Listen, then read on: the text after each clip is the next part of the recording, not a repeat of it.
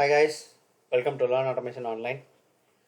Previous வீடியோவில் நம்ம agile பற்றின டுட்டோரியல்ஸ் இதெல்லாம் பார்த்துருந்தோம். அஜைல்னா என்ன, அஜைலோட மெத்தடாலஜிஸ் அண்ட் ஸ்க்ரம் ஃப்ரேம் ஒர்க்லாம் பார்த்தோம். அன்ஃபார்ச்சுனேட்லி நான் கேன்பான் வீடியோஸ் போட்டு வச்சுருந்தது எல்லாமே காப்பிரைட் இஷ்யூனால தூக்க வேண்டியதாக போயிடுச்சு. என்ன ட்ரை பண்ணேன்னா, நான் கம்யூனிட்டி போஸ்ட்டில் சொல்லியிருந்த மாதிரி தான் புதுசாக மீம்ஸு இல்லை குறுக்க காமெடி கிளிப்பிங்ஸ் எல்லாம் மேட்ச் ஆகிற மாதிரி எல்லாம் போட்டால் கொஞ்சம் இன்னும் இன்ட்ரெஸ்டிங்காக இருக்கும், புரிஞ்சிக்கிறதுக்கும் ரொம்ப ஈஸியாக இருக்கும், மனசுலையும் நிற்கும் அப்படின்னு நினச்சிட்டு பண்ணேன். பட்டு எஜுகேஷ்னல் கண்டென்ட்டாக இருந்தாலும் சரி, நாங்கள் காப்பிரைட் இஷ்யூ கொடுத்தே தீருவோம் அப்படின்ற மாதிரி வந்தனால எல்லா வீடியோ எடுக்க வேண்டியதாக போயிடுச்சு. பட் ஃபைன், நம்ம ஜீரா பார்க்கும்போது கேன்பானை திருப்பி ரீவிசிட் பண்ணுவோம். ஓகே, ஸோ இந்த பிளேலிஸ்ட்டில் நம்ம என்ன பார்க்க போகிறோம் அப்படின்னா, ஜீரா வந்து ஒரு அப்சல்யூட் பிகினர் கைடு தான் ஆஸ் யூஷுவல். நம்ம ப்ரீவியஸில் வந்து நீங்கள் அஜைல்னா என்ன, ஸ்க்ரம்னா என்னன்றது தெரியலை அப்படின்னா இது புரியுறது கொஞ்சம் கஷ்டம். ஸோ அதனால் அந்த ஸ்க்ரம்மில் நம்ம பார்த்த விஷயங்கள் எல்லாத்தையும் பார்த்துட்டு அதுக்கப்புறமேட்டுக்கு இதை கண்டினியூ பண்ணுங்கள். ஸோ வீடியோக்குள்ளே போகிறதுக்கு முன்னாடி நம்ம சில விஷயங்களை வந்து நல்லா பேசிக்காக டெப்த்தாக தெரியலனாலும் அட்லீஸ்ட் வாட் இஸ் வாட்டுன்ற மாதிரியாவது தெரிஞ்சிருக்கணும். பேசிக்காக எதாவது பற்றியெல்லாம் நம்ம தெரிஞ்சுக்கணும் அப்படின்னா epic, story, task, story point, acceptance criteria, markup, product backlog, sprint backlog. இந்த ப்ராடக்ட் பேக்லாகும் ஸ்ப்ரிண்ட் பேக்லாகும் நம்ம ஆல்ரெடி ப்ரீவியஸ் அஜைல் சீரீஸில் பார்த்தது தான். மற்றது எல்லாத்த பற்றியும் சிம்பிளாக ஒரு இன்ட்ரடக்ஷனை பார்த்துட்டு நெக்ஸ்ட் வீடியோவில் வந்து நம்ம ஹேண்ட்ஸ் ஆன் பண்ண ஆரம்பிப்போம். ஸோ எபிக் அப்படின்னா என்ன அப்படின்னா, பொதுவாக எபிக் அப்படிங்கிற வார்த்தைக்கு இப்போ ஸ்கூல்லலாம் சின்ன வயசில் படிச்சிருப்பீங்க. உங்களுக்கு தெரிஞ்ச எபிக் சொல்லுங்கள் அப்படின்னா ராமாயணம், மகாபாரதம் அப்படின்னு சொல்லுவாங்க. வேண்டாம், ரிலீஜியஸாக போக வேண்டாம். ஸோ எந்த ரிலீஜியஸ் டெக்ஸ்ட்டாக இருந்தாலுமே வந்து என்னென்னா ஒரு எபிக் தான். அது பைபிளாக இருக்கட்டும், குரானாக இருக்கட்டும், இல்லை பகவத்கீதையாக இருக்கட்டும், ராமாயணமாக இருக்கட்டும், மகாபாரதமாக இருக்கட்டும், எல்லாமே வந்து என்னென்னா ஒரு பெருங்கதை இருக்கும். அதில் இன்னும் நிறைய கிளை கதைகள் போய்கிட்டே இருக்கும். கரெக்டாக ஃபார் எக்ஸாம்பிளுக்கு நீங்கள் எடுத்துக்கிட்டிங்கன்னா பொன்னியின் செல்வனோ, இல்லை ஹாரி பாட்டரு, இல்லை song of ice and fire, இது எதை எடுத்துக்கிட்டிங்க, ட்வைலைட்டு எதை எடுத்திங்கனாலும் அதில் நிறைய கேரக்டர்ஸ் இன்வால்வ் ஆகும். ஒவ்வொரு கேரக்டர்ஸுக்கும் தனியாக ஒரு ஸ்டோரி லைனை பில்டப் பண்ணி ஒரு தனியாக ஒரு ஸ்பின் ஆஃபே எடுத்துகிட்டு போகலாம். அந்தளவுக்கு நிறைய ஸ்டோரிஸ் இருக்கும். கரெக்டாக. ஸோ எபிக் அப்படிங்கிறது என்னென்னா ஒரு பெரிய story or a poem which has multiple sub stories. அதுதான் ஆக்சுவல் மீனிங், எபிக் அப்படிங்கிற மீனிங். ஸோ அஜைலில் என்ன சொல்லுவோம் அப்படின்னா ஒரு கிரேட்டர் ஃபங்க்ஷனாலிட்டி. ஃபார் எக்ஸாம்பிள் இப்போது வாட்ஸ்அப்பில் வந்து நீங்கள் பார்த்தீங்கன்னா 3 டேப் இருக்குது. கரெக்டாக. சேட்டு, ஸ்டேட்டஸு, கால்ஸு. கரெக்ட். ஸோ அந்த சேட்டு, ஸ்டேட்டஸு, கால்ஸ் அப்படிங்கிறதுக்குள்ளே சேட்டுக்குள்ளே இன்னும் நிறைய ஆப்ஷன்ஸ் உங்களுக்கு இருக்குது. ஃபர்தராக நிறைய சினாரியோஸ் உங்களால் யோசிக்க முடியும். Same is the case with status. அதே மாதிரி தான் கால்ஸு. ஸோ இது எல்லாத்தையுமே சிம்பிளாக ஒரு வார்த்தையில் சொல்லணும் அப்படின்னா அந்த சேட்டு, ஸ்டேட்டஸ், கால்ஸ் அப்படின்னு சொல்லிடுறோமா, அதுதான் வந்து எபிக் அப்படின்னு சொல்லுவோம். அதை ஃபர்தராக இன்னும் நிறையா உடைக்கலாம். இப்போ கால்ஸை வந்து நீங்கள் ஆடியோ காலாக உடைக்கலாம், வீடியோ காலாக உடைக்கலாம், இல்லை குரூப் காலாக உடைக்கலாம். ஓகே. ஸோ ஃபர்தராக சப்டிவைட் பண்ணலாம். கிரானுலர் யூனிட்ஸாக வந்து சப்டிவைட் பண்ணிட்டு போயிட்டுருக்கலாம். அதுதான் எபிக். ஸ்டோரின்றது என்னென்னா யூசர் ஸ்டோரின்னு காமனாக சொல்லுவாங்க. ஜீராவில் நம்ம பார்க்குறப்போ யூசர் ஸ்டோரின்ற பேரில் இருக்காது, ஸ்டோரின்னு தான் இருக்கும். ஸோ ஸ்டோரினே நம்ம மைண்டில் வச்சுக்கும். ஸோ யூசர் ஸ்டோரி அப்படிங்கிறது என்னென்னா ஒரு development term, agile development term. நார்மலாக வந்து வாட்டர்ஃபால்லாம் நீங்கள் பேசுனீங்கன்னா யூசர் ஸ்டோரின்ற கான்செப்ட்லாம் வராது. ரெக்குயர்மெண்ட்ஸ், யூசர் ரெக்குயர்மெண்ட்ஸ் அப்படின்றப்போ இங்கே வந்து என்னென்னா யூசர் ஸ்டோரி. என்னென்னா ஒரு கதை யாரோட பெர்ஸ்பெக்டிவ்லேருந்து அந்த கதை சொல்லப்படணும் அப்படின்னா யூசரோட பெர்ஸ்பெக்டிவ்லேருந்து, எண்ட் யூசர் பெர்ஸ்பெக்டிவ்லேருந்து. ஓகே. ஸோ அந்த எண்ட் யூசர் பெர்ஸ்பெக்டிவ்லேருந்து அந்த கதை வந்து இந்த சாஃப்ட்வேர் எப்படி இருக்கணும் அப்படிங்கிறத டெவலப்மெண்ட் டீமுக்கோ டெஸ்டர் டீமுக்கோ வந்து என்னென்னா புரிய வைக்கும். டெஸ்டர் டீம்னு கிடையாது, டெவ் டீம்னு சொன்னாவே அதுக்குள்ளே எல்லாமே அடக்கம் அஜைலை பொறுத்த வரைக்கும். ஃபைன். ஒரு ஸ்டோரி எப்படி இருக்கும், எப்படி எழுதணும் அப்படிங்கிறதுக்கான ஒரு டெம்ப்ளேட் இது. ஆக்சுவலாக நம்ம ஹேண்ட்ஸ் ஆன் பண்ணும்போது இதை தான் திருப்பி யூஸ் பண்ணுவோம். நல்லா பார்த்துக்கோங்க. ஸோ ஒரு ஸ்டோரி எப்படி இருக்கணும் அப்படின்னா யூசர் ஸ்டோரி, நாட் ஒரு ஜென்ரல் ஸ்டோரி இல்லை. ஒரு ஸ்டோரி நம்ம ஜென்ரலாக எழுதணும்னா எந்த எக்ஸாம் ஹாலில் உட்காந்தாலும் நம்ம எழுதுகிற ஸ்டோரி இல்லாமல் வேறு ஸ்டோரி, யூசர் ஸ்டோரி. முதல்ல ஹூ, வாட் அண்ட் ஒய், இந்த 3 கொஷினுக்கும் ஆன்சரை வந்து சிம்பிள் அண்ட் ப்ரிசைஸ் வேல கிளியராக சிம்பிள் அண்ட் டு த பாயிண்டில் சொல்கிற மாதிரி இருக்கணும். ஜென்ரல் டெம்ப்ளேட் என்னென்னா நிறைய பேர் வந்து என்னென்னா இஷ்டத்துக்கு யூசர் ஸ்டோரி எழுதுவாங்க. பட் யூனிவர்சலாக ஒரு டெம்ப்ளேட் இருக்குது. இது வந்து என்னென்னா ஸ்டாண்டர்ட் கிடையாது, இது ஒரு டிஃபேக்டோ, அதாவது ஒரு வரையறுக்கப்படாத விதின்ற மாதிரி சொல்லுவாங்கள்ல. இப்படி தான் இருக்கணும்னு யாரும் சொல்லலை, ஆனால் இப்படி இருந்தால் நல்லாயிருக்கும் அப்படிங்கிற மாதிரி. ஸோ எப்படி அந்த டெம்ப்ளேட் அப்படின்னா ஆஸ் அ யூசர், அந்த என்ன யூசரோ, கஸ்டமர் யாரோ, எண்ட் யூசர் யாரோ அவங்க. ஓகே. ஐ வாண்ட் டு ஒரு யூஸராக நான் இதை செய்ய நினைக்கணும். I want to perform some task so that அதன் மூலியமாக எனக்கு என்ன கிடைக்கும் அப்படிங்கிறது தான் டெம்ப்ளேட். ஒரு எக்ஸாம்பிள் பார்ப்போம். As a YouTuber I want to see the notifications for the comments so that I can reply to them. இப்போ என்னன்னா, ஒரு யூடியூபராக எனக்கு நோட்டிஃபிகேஷன் கமெண்ட்டுக்கு வந்தால் தான் என்னால் ரிப்ளையே பண்ண முடியும். நோட்டிஃபிகேஷனே வரலன்னா நான் கமெண்ட்ஸ் எதுவும் வரல அப்படின்னு நினச்சிட்ருப்பேன். ஸோ இது வந்து என்னென்னா, ஒரு யூடியூபர் அந்த எண்ட் யூஸரோட பெர்ஸ்பெக்டிவ்ல இருந்து கமெண்ட்ஸுக்கு எனக்கு நோட்டிஃபிகேஷன் வரணும் அப்படிங்கிற அந்த எக்ஸ்பெக்டேஷனையும் அதனால நான் என்ன பண்ண முடியும் அப்படிங்கிறதையும் கிளியராக சொல்கிறது. இதுதான் யூசர் ஸ்டோரி. இப்படி தான் எழுதணும். Okay right. நம்ம ஆக்சுவலாக ஹேண்ட்ஸ் ஆன் பண்ணும்போது நிறைய யூசர் ஸ்டோரிஸ் எழுதுவோம். அக்செப்டன்ஸ் க்ரைட்டீரியான்றது இன்னொரு முக்கியமான விஷயம். யூசர் ஸ்டோரி அப்படிங்கிறது என்னென்னா, ரெக்குவயர்மெண்ட்டை சொல்லியாச்சு கரெக்டாக. கஸ்டமருக்கு இந்த விஷயம் எப்படி வேணும் அப்படின்னு சொல்கிறது யூசர் ஸ்டோரி.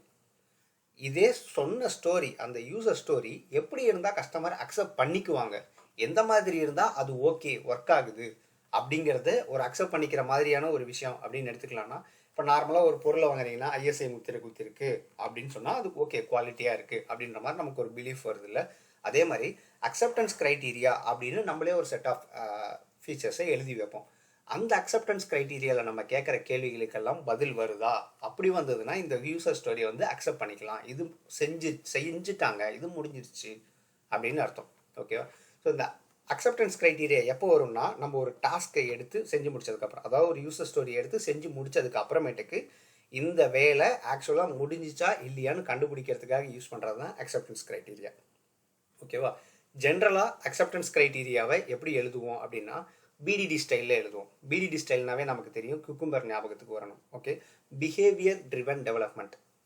இந்த ஃபீச்சர், இந்த பர்டிகுலர் ஃபீச்சர் எப்படி செயல்படணும் அப்படின்னு அதோட பிஹேவியரை எக்ஸிபிட் பண்ணுற மாதிரியான ஃபார்மேட்டில் தான் நம்ம அக்செப்டன்ஸ் க்ரைட்டீரியாவை எழுதுவோம். அதுக்கான எக்ஸாம்பிளையும் பார்ப்போம்.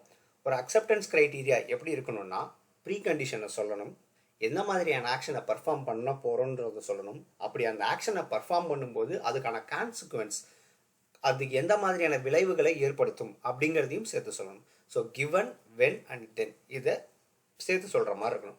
ஓகேவா? இதுதான் ஜென்ரல் கான்டெக்ஸ்ட். குக்கும்பர் தெரியும் அப்படின்னா உங்களுக்கு இது ரொம்ப ஈஸி. ஸோ அதோட ஜென்ரல் ஃபார்மேட் என்னென்னா, கிவன் தட் ஏதோ ஒரு கான்டெக்ஸ்ட் இல்லைனா ஒரு ப்ரீ கண்டிஷன், வென் எந்த ஒரு டாஸ்க்கை நம்ம பர்ஃபார்ம் பண்ண போகிறோமோ அது, தென் அந்த டாஸ்க்கை பர்ஃபார்ம் பண்ணுறதுனால நம்ம அச்சீவ் பண்ண போகிற விஷயம் என்ன. அகைன் நம்ம ப்ரீவியஸ் எடுத்துக்கிட்ட யூசர் ஸ்டோரிக்கு ஒரு அக்செப்டன்ஸ் க்ரைட்டீரியா எழுதணும் அப்படின்னா, given that the YouTuber has internet. எனக்கு இன்டர்நெட் இருந்தால் தான் எனக்கு கமெண்ட்ஸுக்கு நோட்டிஃபிகேஷனே வரும். கரெக்டாக? ஸோ இதை நான் ப்ரீ கண்டிஷனாக வச்சுக்கிறேன். Given that the YouTuber has internet, when someone comments on a video, then the YouTuber should see a notification for the comment. So நான் முன்னே எழுதியிருந்த அந்த யூசர் ஸ்டோரிக்கு அக்செப்டன்ஸ் க்ரைட்டீரியா இப்படி எழுதியிருக்கேன். சரியா? ஸோ இதையும் நம்ம டீட்டெயிலாக ஹேண்ட்ஸ் ஆன் பண்ணும்போது பேசுவோம். இன்னும் அடுத்த முக்கியமான விஷயம், இது ஆல்ரெடி நல்லா தெரிஞ்சுதான், ப்ராடக்ட் பேக்லாக். ப்ராடக்ட் பேக்லாக் அப்படிங்கிறது தான் set of requirements. Product owner அப்படின்னா யாருன்னா, இந்த ப்ராடக்ட் பேக்லாக்கு ப்ராடக்ட் ஓனர்லாம் பேசுகிறோம். இதெல்லாம் புதுசாக இருக்குது இந்த டேர்ம் அப்படின்னா நீங்கள் அஜைல் வீடியோஸ் பார்க்கணும். சரியா? அந்த பிளேலிஸ்ட்டை பாருங்கள், பிளேலிஸ்ட் டேப்பில் போய். ஸோ இந்த செட் ஆஃப் வெல் டிஃபைன்டு ரெக்குயர்மெண்ட்ஸை ப்ராடக்ட் ஓனர் எழுதி வச்சுருப்பார். கரெக்டாக? அந்த ப்ராடக்ட் ஓனர் எழுதி வச்சு அந்த ரெக்குயர்மெண்ட்ஸில் தான் அந்த டீம் வந்து என்னென்னா, ஓகே இதில் எந்தெந்த செட்டெல்லாம் எடுத்து நாம் அடுத்த வேலையை செய்ய ஆரம்பிக்கணும் அப்படிங்கிறத பண்ண ஆரம்பிப்பாங்க. ஸ்ப்ரிண்ட் பேக்லாக், ஸ்ப்ரிண்ட் பிளானிங் அப்படின்னு ஒரு மீட்டிங் நடக்கும் அப்படின்னு சொல்லியிருக்கோம். எப்போ அப்படின்னா, இந்த 2 வாரத்துக்குள்ளேயோ இல்லை 3 வாரத்துக்குள்ளேயோ எந்தெந்த வேலைகளை நம்ம செஞ்சு முடிக்க போகிறோம், எதெல்லாத்தையும் நம்ம வந்து ஃபஸ்ட் ஐட்ரேஷனில் வெளியில் ரிலீஸ் பண்ண போகிறோம் அப்படிங்கிறத, ஒரு 100 டாஸ்க் இருக்குன்னா அதில் இப்போது இந்த 2 வாரத்துக்கு ஒரு 10 டாஸ்க்கு மட்டும் முடிக்கலாம் அப்படின்னு ஒரு முக்கியமான சப்செட்டை செலக்ட் பண்ணி அதில் ஒர்க் பண்ணுறாங்க. ஓகேவா? இதில் நம்ம எதை எடுத்து சீக்கிரமாக முடித்து அடுத்த 2 வாரத்துக்குள்ளே கொடுக்க போகிறோம் அப்படிங்கிற அந்த பெரிய பேக்லாகில் இருந்து நம்ம எடுத்துக்கிட்ட அந்த குட்டி சப்செட்டு தான் ஸ்ப்ரிண்ட் பேக்லாக். ஓகே, இந்த ஸ்ப்ரிண்ட் பேக்லாக் எப்போ கிடைக்கும் அப்படின்னா, ஸ்ப்ரிண்ட் பிளானிங் முடித்ததுக்கப்புறம் கிடைக்கும். ஃபைன். அடுத்த விஷயம் என்னென்னா ஸ்டோரி பாயிண்ட்ஸ். ஸோ இந்த ஸ்டோரி பாயிண்ட்ஸ் அப்படின்னா யூசர் ஸ்டோரி அப்படின்னு சொல்லியிருக்கோம்ல, யூசர் ஸ்டோரி அதோட வெயிட்டேஜை கால்குலேட் பண்ணுறது. இப்போ சப்போஸ் ஒரு பையன் வந்து 100க்கு 99 மார்க் வாங்கியிருக்கான். ஓகே, இன்னொரு பையன் வந்து என்னென்னா 100க்கு 80 மார்க் வாங்கியிருக்கான். இது ரெண்டுத்தில் வந்து யார் எது வந்து பெருசுன்னு சொல்லுவாங்க மார்க் வைஸ். நான் அறிவை பற்றிலாம் பேச வரல. மார்க் வைஸில் எது வந்து ஹையஸ்ட் மார்க்குன்னு சொல்லுவாங்க 99 தான் சொல்லுவாங்க. கரெக்டாக?